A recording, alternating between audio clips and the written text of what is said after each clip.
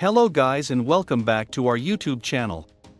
In this video we are talking about Index Funds for Beginners by Graham Stephan. Before we continue our video, make sure to subscribe to our channel and hit the bell icon for more videos. So let's get started. An index fund is a type of mutual fund or exchange-traded fund, ETF, with a portfolio constructed to match or track the components of a financial market index, such as the Standard & Poor's 500 Index, S&P 500. An index mutual fund is said to provide broad market exposure, low operating expenses, and low portfolio turnover. These funds follow their benchmark index regardless of the state of the markets. Index funds are generally considered ideal core portfolio holdings for retirement accounts, such as individual retirement accounts, IRAs, and 401k accounts. Legendary investor Warren Buffett has recommended index funds as a haven for savings for the later years of life. Rather than picking out individual stocks for investment, he has said, it makes more sense for the average investor to buy all of the S&P 500 companies at the low cost that an index fund offers. So let's talk about how index fund works and how you can set this up yourself in a short time to profit long term. Index fund is really just a group of investments that you could put your money into and then you own a percentage of the entire thing. Here's an example. Imagine if I owned 1,000 apartment buildings and they're each worth $1,000. I go to you and I say, I will sell you one of my buildings for $1,000. That would almost be like the equivalent of you going and buying one stock of one individual company. But the problem here is that now you only have one apartment building, or one investment, and what happens if that investment doesn't do very well? Or maybe that one company you invested in has a CEO who loves to talk on Twitter, and he ends up saying some stupid stuff that gets him in trouble with the SEC, and that company doesn't do very well in the short term. How do you prevent something like this? Well, here's the solution to this. Imagine in my previous example, where I gave you a scenario where instead of investing $1,000, and you buy one of my 1,000 apartment buildings. Imagine if you could invest $1,000, and then you get 0.1% of everything that I own. So, you're a small percentage owner in all of my apartment buildings. This way you get an averaged return based off everything that I own. This is basically an index fund. For example, you can own all of the top 500 publicly traded companies here in the United States for the low price of just about $300. This way you're not just buying one stock in one company, but instead, you're buying literally all of them, and also with index funds you can do this with pretty much any market out there, if you want to own a small portion of pretty much every single international stock out there. You can do that from the low price of $30, where you can own a small portion of the entire US stock market for the low price of just $70. And it doesn't stop there because there are index funds for pretty much any single market out there. Like you want to invest in bonds. Here you go, or if you want to buy a whole bunch of real estate, but you don't want to get just one REIT, VNQ offers all of this with a whole bunch of office buildings and hotels. Your money ends up going a very long way when you start doing this. But the question is, why exactly does this make such a good investment?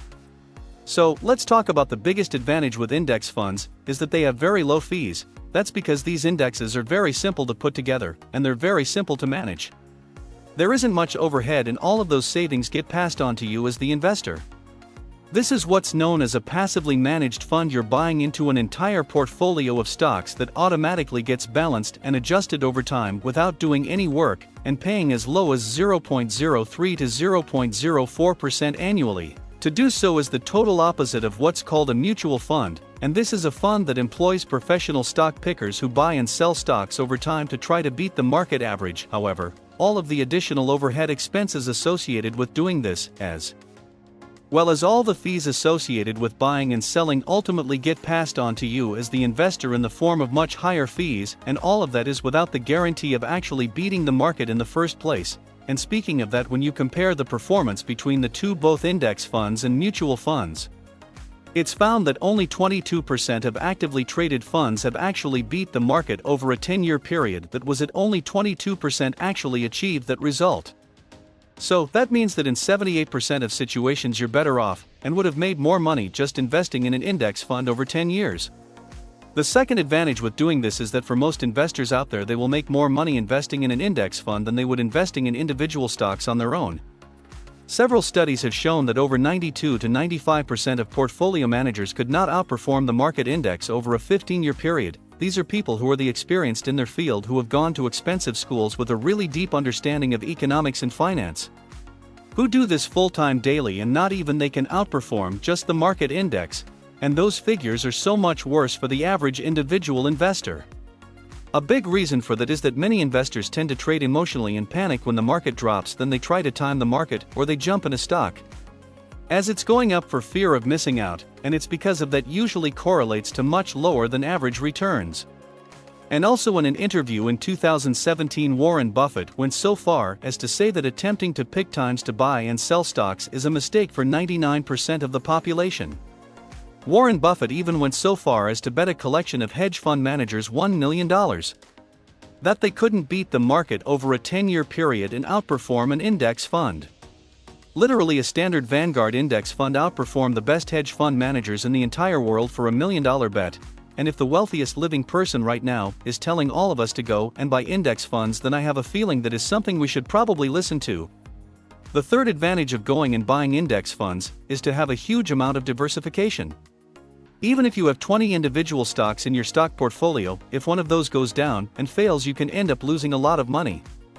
On the other hand, if you go and buy the entire S&P 500 index funds, you have 500 different stocks and different companies that weight your overall return, and even if one of those fails, it doesn't really matter, because you have 499 others to boost you up.